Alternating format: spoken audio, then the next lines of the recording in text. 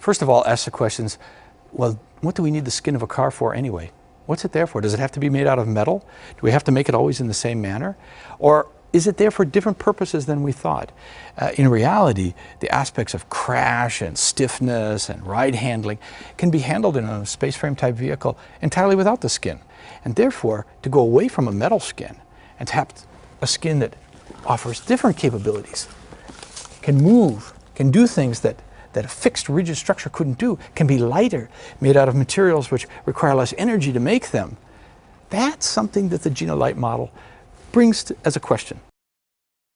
Gina is an acronym, a set of letters that stand for geometry, shapes, and function, how things work, in N as a way of saying infinite number, of adaptations, meaning there's a lot of change possible.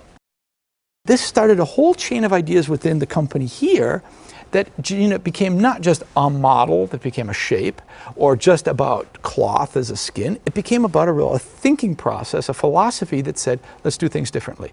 Let's let materials talk in a different manner. And let's let tooling be a different issue instead of just the way to give us form.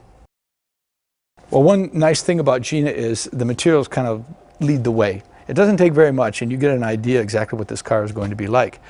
For instance, to get an idea what the sculptural form is between a fender and let's say a wheel arch, you really only need a line around the wheels and a line more or less where you want the fender to be, and you'll let the material do the talking in between. And then just like you would if you were getting a suit made, you made the first mock-up, you made the first forms and patterns, you sewed it up, you tried it out, made another one a little bit closer, and when you finally got the final one, zip, you put it on. It takes about 2 hours to put the skin on this car. Emotion is really the added value to this. I mean, one way is saying you get better function or you get better alternative ways of doing things, but really we want to achieve a higher emotional plane out of this. And then finally, and I think this is to me one of the most importantly, and that is the level of humanistic content that we can bring with Gina in. Gina should be about the human in the loop, the human way of doing things. The Gina philosophy, in its short form, is about being flexible. Thinking flexible, acting flexible, context over dogma. That's it.